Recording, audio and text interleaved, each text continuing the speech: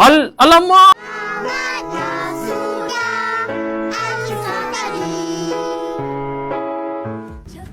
Waduh, betapa sedihnya hari ini. Sudah siap baju tapi nyebutan tak koyak pula. Siapa pernah kena macam ni? So macam mana nak atasinya?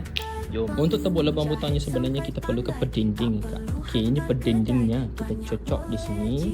Kita tembusin di sebelah sana. Gitu.